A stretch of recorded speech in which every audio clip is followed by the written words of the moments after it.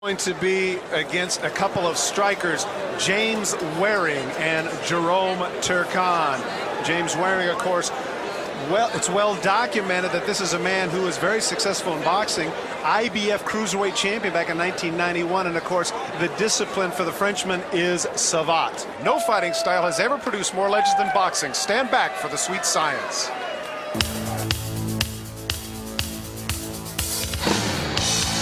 Western boxing can trace its origins to Greece in the time of Homer.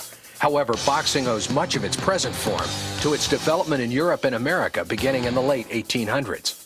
Initially a bare-knuckle contest, boxing truly caught the imagination of the West when John L. Sullivan won the heavyweight championship in 1882. This period saw the introduction of leather gloves and standardized rules, but it wasn't uncommon for matches to last 20 rounds or more. Boxing's next great advance came when James J. Corbett KO'd Sullivan to capture the title in 1892. Recognized as the first scientific boxer, Gentleman Jim's sophisticated use of footwork and the jab ushered in the modern era of the sport. Today, boxing is known for its fluid footwork, head and body movements, and devastating punching combinations. Once snubbed by martial artists, the style is now recognized for its lethal sophistication. Little wonder the amazing Muhammad Ali referred to boxing as the sweet science.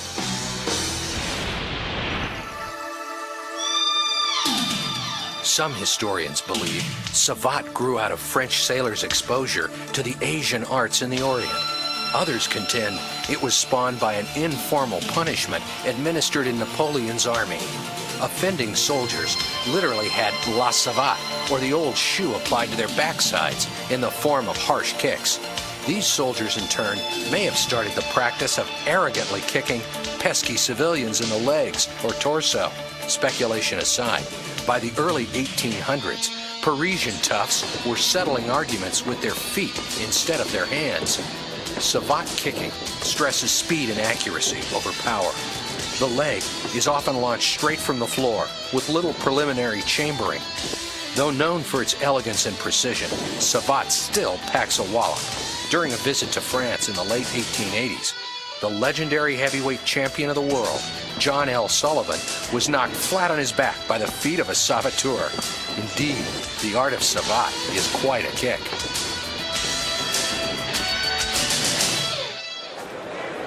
Let's take the opportunity to look at James Waring.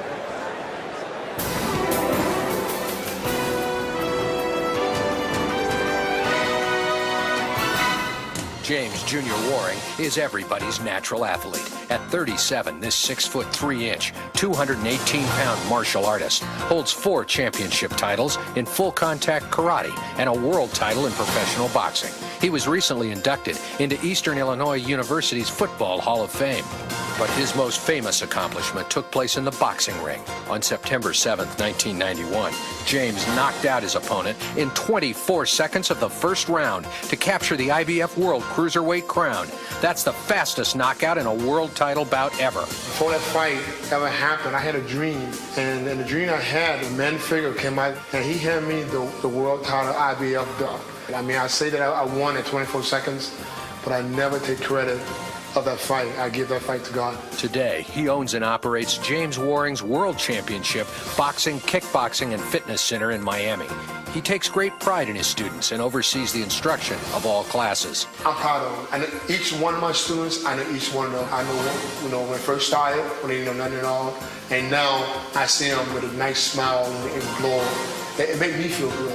James is a devoted father and husband who places great emphasis on the importance of family. This commitment to community values has earned James letters of commendation from the city of Miami, Dade County, and the House of Representatives for his work as an athlete helping underprivileged youth. All my life I've been lucky.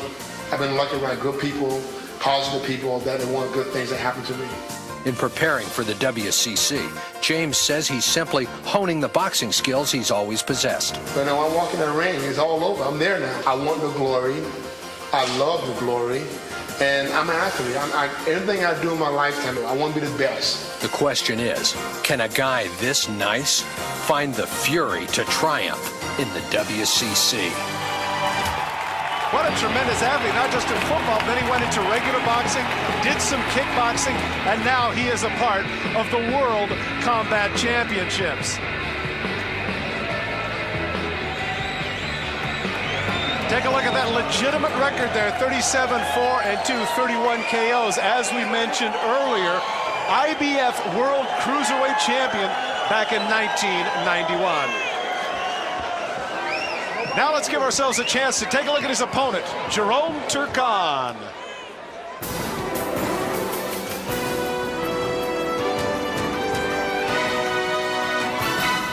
France, bastion of fine art, Baroque architecture, and an elegant little art known as Savate.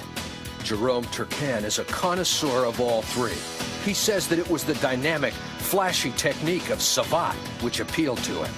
At 31 years of age, this 198-pound fighter has won the French Savate Championship 6 times. He has 58 professional victories to his credit, 35 by knockout. I'm here for business, you know, boxing business. Turkan's kicks are fast and show good extension, but his hands are considered his deadliest weapons. He's known for the power of his left jab and right cross combination.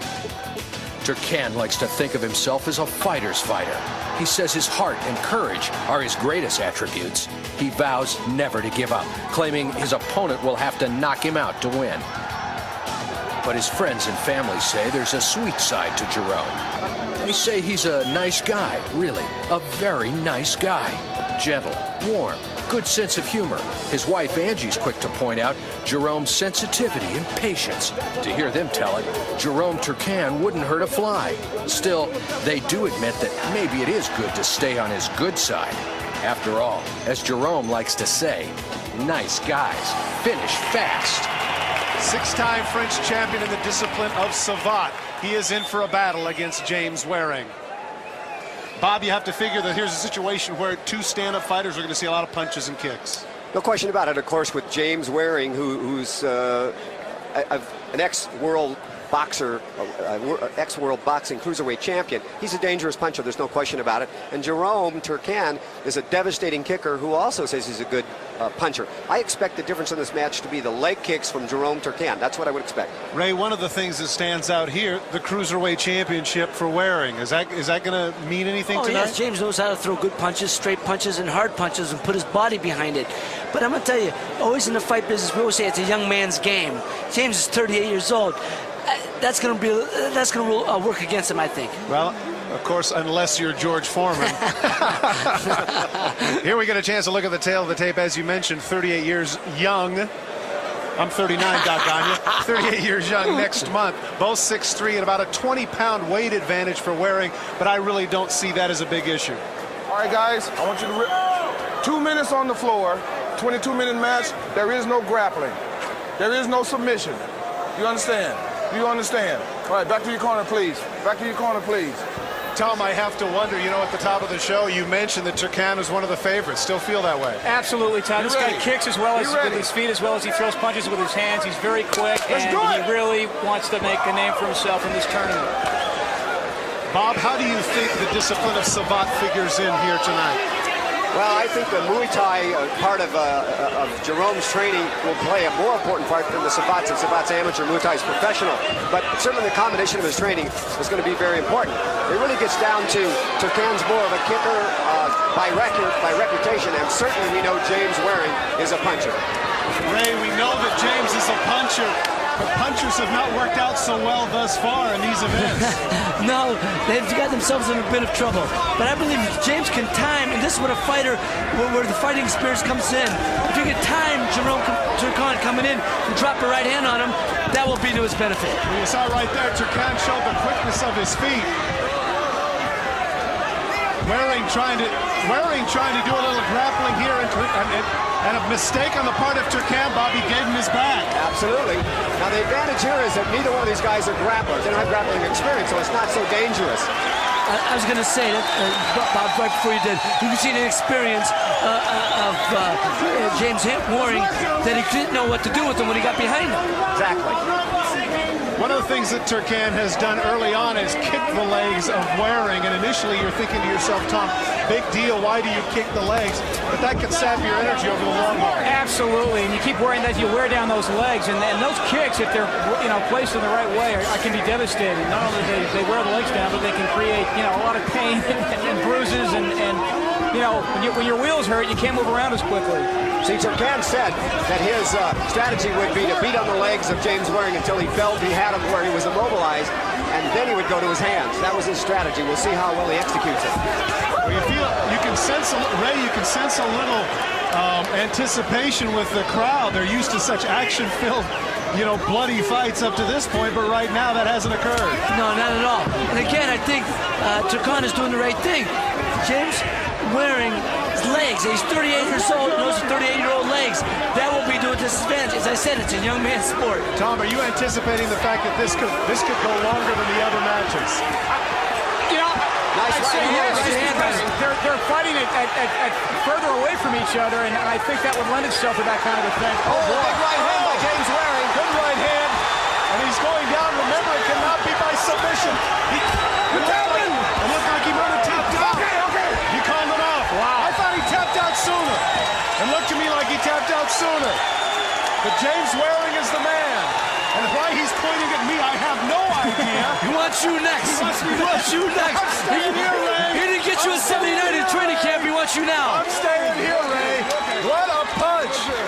What a punch and what a big surprise. I don't think that anybody had anticipated that.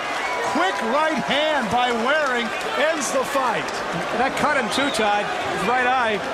Again, Todd, that's what I was saying where the advantage to Waring would be. We could catch him on the outside of one of them right hands, which he did right here. Here's the setup. Waring throws a kick of his own. He steps in. He's holding him with his left hand. Watch him drop the right hand.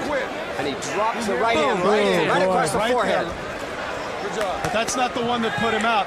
Take a look, and it's just lightning quick. It's surprising because you said he's an old guy, Ray, but he showed some quickness. But he knows how to use his hands. There was a punch to the back of the head. And give Waring credit right there. Instead of standing there and watching, he knows the discipline he's involved in. He goes right in for the kill. Now, right there, you can see that Turkan tapped out. Cecil Peoples didn't see it. But finally, there he sees the punch underneath. Turkan looks up at him and says, no more, no more. Peoples runs in. Here it comes, the punch to the back of the head right there. Watch the legs wobble right there. Right there, Ray's on Queer Street. So when you get, a lot of people don't understand, you get hit in the back of the head, that then discombobulates you, messes up your equilibrium. And that was a brutal shot there. And Waring caught him with a good kick going down, which helped set up these. And then once he started punching straight into the face, Jerome Turkan tapped out. Discombobulate, huh, Ray? I like that word. Big word. I'm the one that gets in trouble for those. Hey, I'm an educated pugilist. All right. Up to you, John Higginson. Ladies and gentlemen, the winner of our last quarterfinal in the Strikers division with a time of 2 minutes and 35 seconds, winning by submission, James Jr. Waring.